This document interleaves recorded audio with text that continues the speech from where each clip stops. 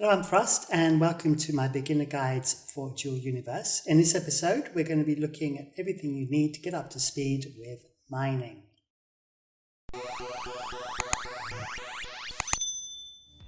Okay, welcome back. So the first thing we're going to cover is where to mine.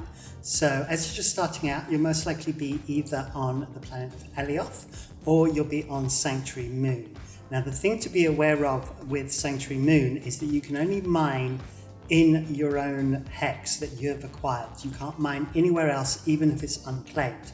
So once you actually run out of ore in Sanctuary, then you are done. So whilst it's good to use Sanctuary at first just to get up to speed and get the hang of mining, you're going to probably want to move to Alioth, because in Alioth you can mine not only in a hex that you've acquired, but any hex that's unclaimed. And that's going to give you a lot more choice. So right now, if we go to the game here, we've got my little hover hauler here. We're going to go into map, and you'll see that my hex there is the green hex just right in front of us. And I picked somewhere that was originally had no one next to me, but someone has set up shop right next to me since yesterday. So I'm not quite sure why, because obviously I'm working my way around all of these hexes in the area and gathering as much resource as I can, knowing that all of the resource in my own hex is actually protected. So that's the first thing to be aware of. Then what we're going to do now is we're going to look very, very quickly at all the different tools. So obviously you're familiar with tool number one, which just allows you to pick up surface rocks. Very straightforward.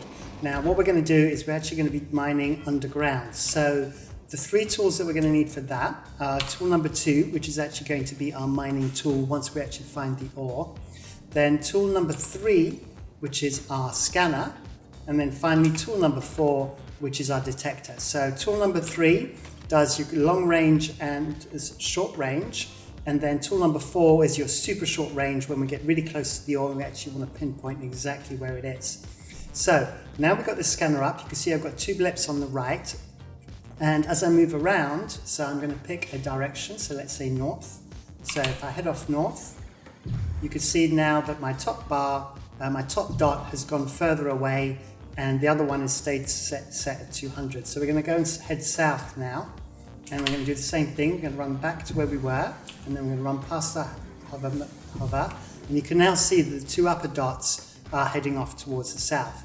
Now, one of the things we're going to do straight away is we're going to hit the tab key, and when you're in the tab key, you can set the ores that you want to look for. So we can toggle all, we can toggle off, and then I can select all tier ones. And if I'm on Alioth, we can also, there's two tier two ores, which are limestone and malachite, but those are much deeper underground, and we'll cover those a little bit later. And then you can see with our long range, at the moment, I've got up to sort of about 360 meters range.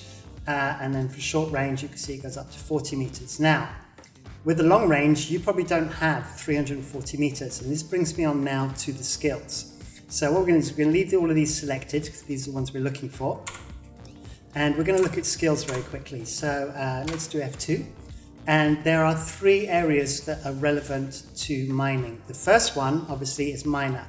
Now, the ones you really want to do straight away are scanner upgrades, which is going to increase your scanning range by 40 meters for each level. You can see I've got mine to level 4. And your detector upgrade, which gives you plus 5 meters. Now this one is especially important because when you get really close up to the rocks, you don't want to be floundering around like digging in all directions trying to find where you're going. And so the detector upgrades is kind of really key.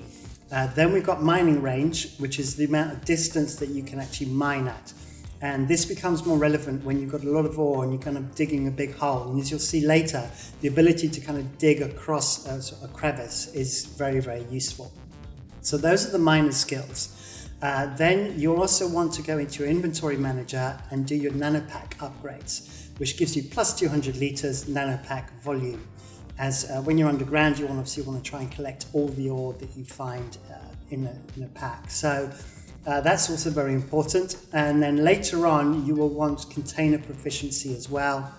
And there is one other skill, which is in the inventory manager, I believe.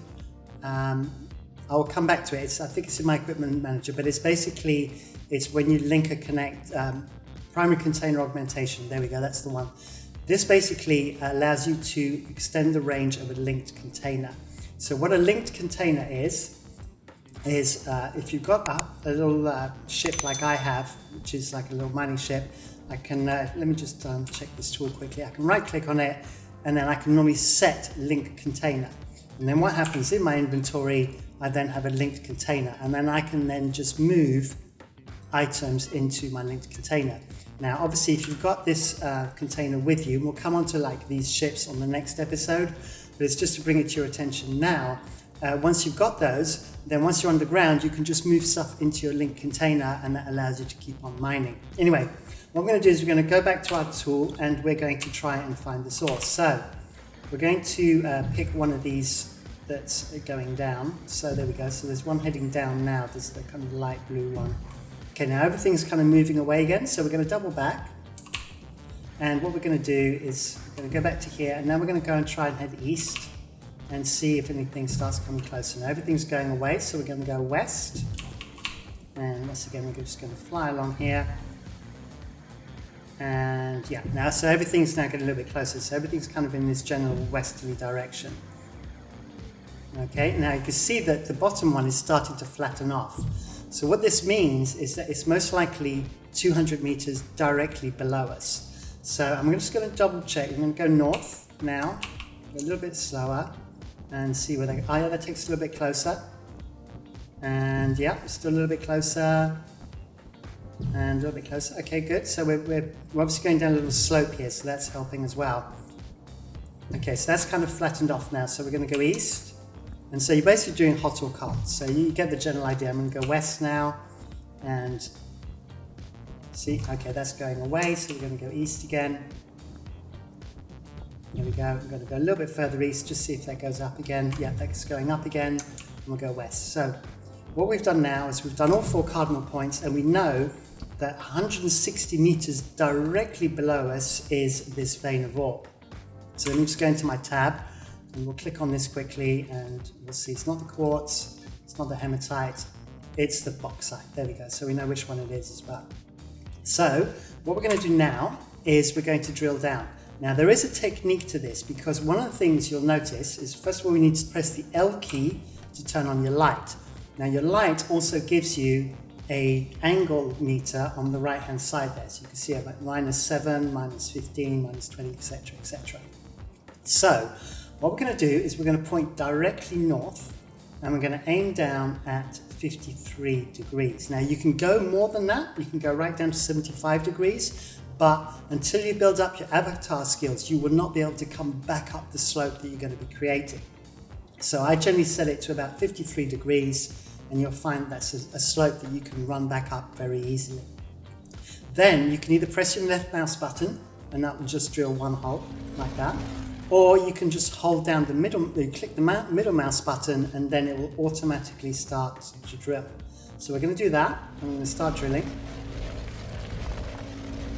There we go. So you're going to reach a point where it can't drill any further, and obviously this is where the drilling skills and so forth come into play, as the further the hole you get. Now you can move along as you drill, but be aware that because the actual drill tool is a sphere, if you run along, you will create pockets, and you will end up with little ridges, and those will make it harder for you to kind of run up and down. Okay, now when that horrible noise arrives, that means you've reached the end of the distance your tool can do. So what we're going to do now is we're going to run down the hole.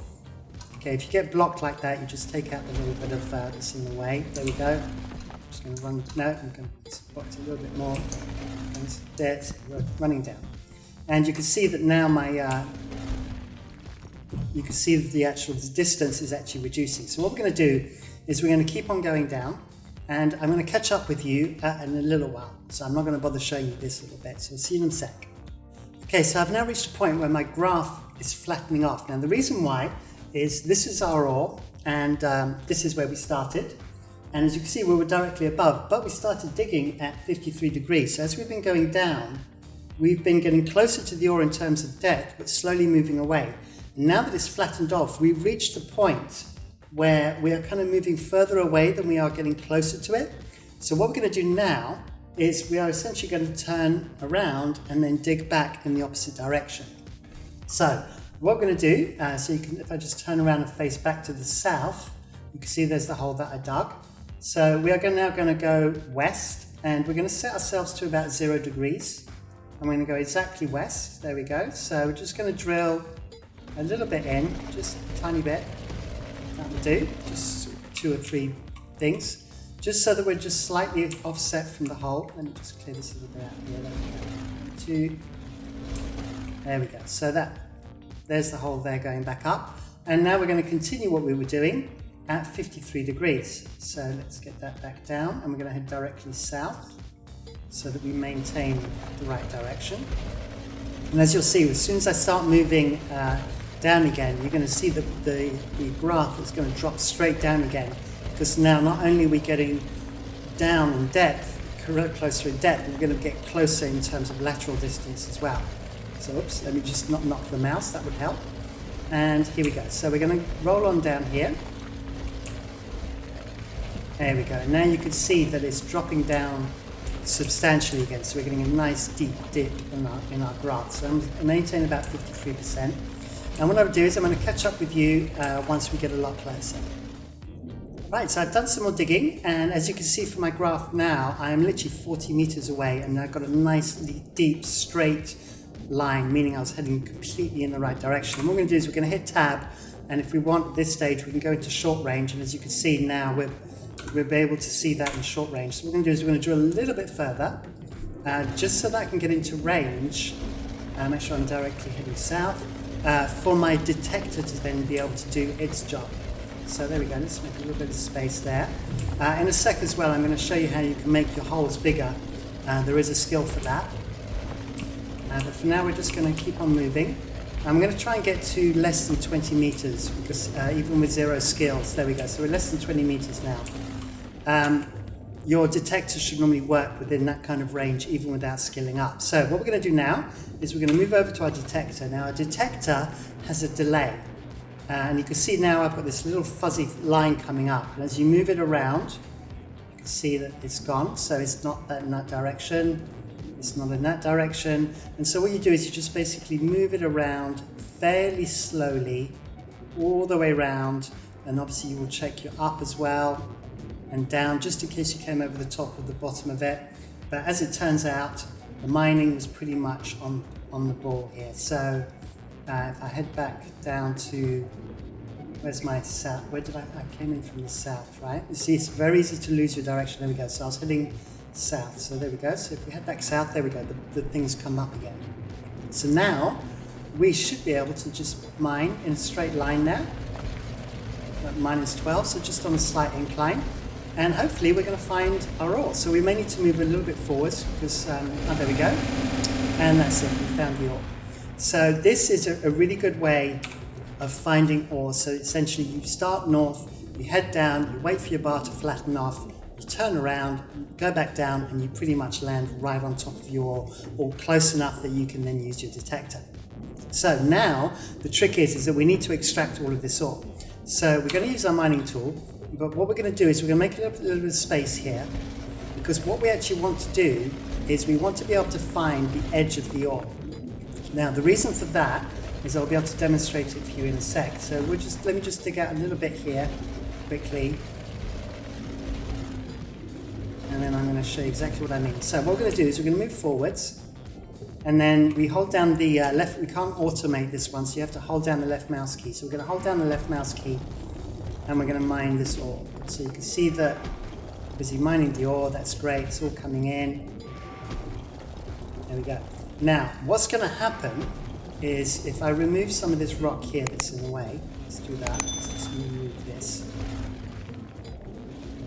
What's going to happen is you're going to end up digging a hole like this. And what's the problem that you're going to have is that you're eventually going to fall into that hole.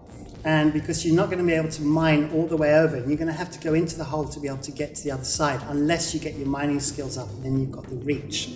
Once again, just as a reminder, the mining skills you need for that is your mining range skill. So obviously mine's at 5, but obviously yours won't be necessarily at this stage. So what you do instead is you make sure that you don't end up in a situation where you get stuck. And so therefore, this is where finding the edge of the ore is very important. So what you can do is you can basically just keep mining sideways until you find the edge. And you'll notice that I'm at minus 10 degrees. So what I'm going to do now is I'm going to mine at about -20, and I'm just going to create a ramp down the side. There we go. And so you see, there we go. We've got some more ore there. So we're just going to keep going to the edge. Keep trying to find the edge.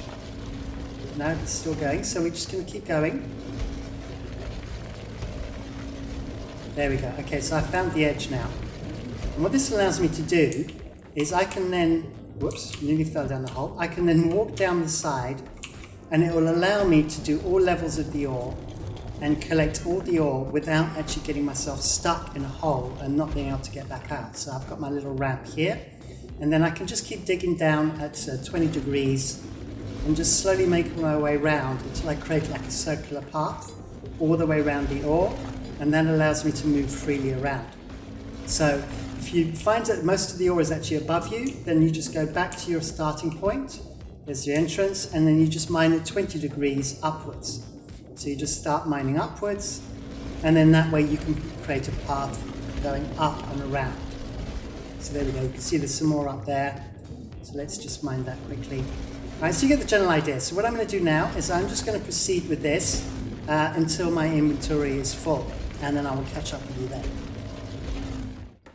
Right, so I've been mining away, and as you can see, I'm just still on my path down here on the side, just making my way down, and I've got a path that leads slowly down into the cavern. Now, as I was mining away, I've now reached the point where my inventory is full.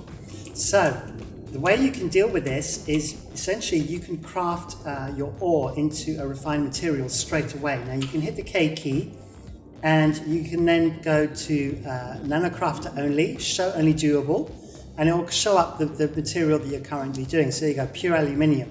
So my bauxite, I can turn into pure aluminium. Now the reason why you want to do this and you want to craft this is because your crafting queue does not take into account your inventory. So as soon as you craft the materials, these materials will move out of your inventory into your crafter, nanocrafter, and that will free up your inventory. Now unfortunately for me, my nanocrafter is bugged and I can't empty my nanocrafter, but the principle is this. You can see I've got 4,664 litres, and normally that works out about 70 litres, 71, 72 is too many, there you go, 71 litres. And that will take 26 minutes to process. At this point I just add to queue, and then it will clear out my inventory and add it into the queue here. Like I said, I can't do it because my nanocrafter is bugged at the moment.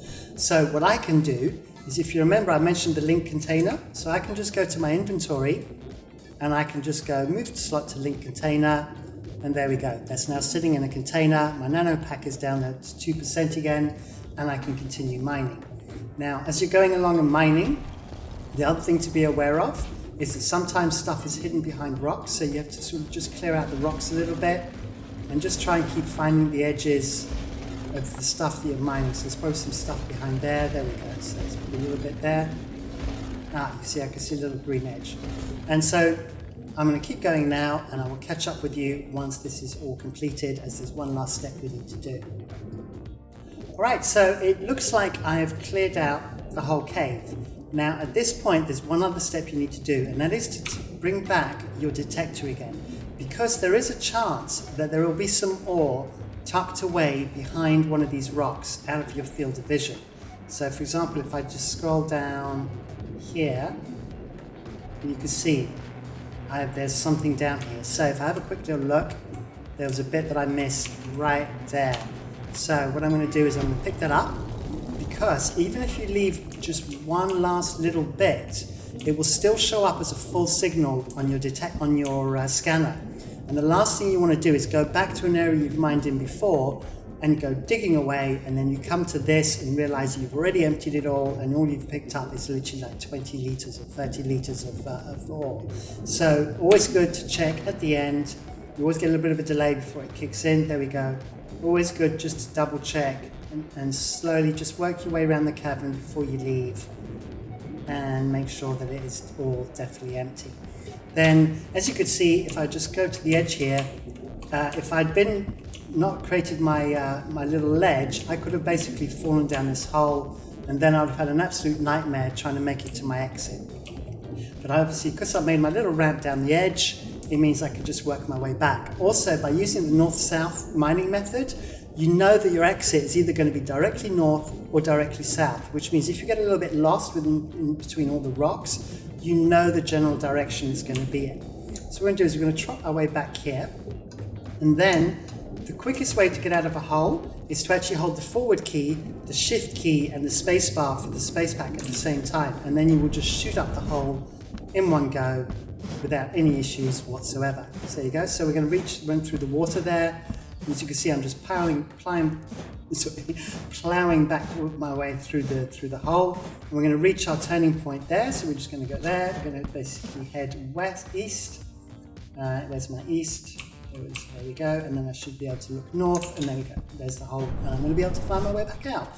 So this way, you don't have to then go and dig yourself back out of the hole that you created. You can use the original one that you used to get back into place. And here we go. We're back at the surface, and we've successfully mined some more. So the very last thing I'm going to show you is the difference with the dig tools. So if you remember, I showed you the dig tool. Let me see, there we go. Because I've trained up my skills, I can actually make a hole that's much, much bigger. So if I dig with that, you'll see that the hole is much, much, much greater size. And it's easier to see, it's easier to navigate through, and the way you do actually get this skill, it's not in mining, it is actually in Terraformer. And it's your dig tool optimization. There we go. So dig tool optimization gives you a larger selectable digging sphere. And then the other thing I was going to mention was the avatar. So in order to be able to dig deeper holes, the real one that you want is athletics, which gives you your jump duration, which gives you a longer jump. And then obviously you've got your cardio as well, which is your running speed, which is your shift key. So the athletics affects your jump, your space bar, and your cardio affects your shift key. So with both of those, you get more momentum and more of a jump, which means you can get over any ridges that you may have created in your tunnel, and it doesn't end up being too steep that you can't get back out of it. All right, so I think that wraps it up. Yeah, I pretty much covered everything. So what I will say is I have created an org in Dual Universe. So if you're interested in joining that, it's called Frosty Space Penguins. So do look me up. I do have a Discord as well, which is a community Discord. We play not only Dual Universe, but other games like Planetfall, Space Engineers, stuff like that. If you're interested in that, the Discord is linked in the description below. And then finally, I hope you enjoyed the video. Give me a like if you did. You can dislike too, that's fine. Be sure to subscribe and hit the bell icon to get notifications. That's all from me. See you on the next one, where we will be upgrading your speeder.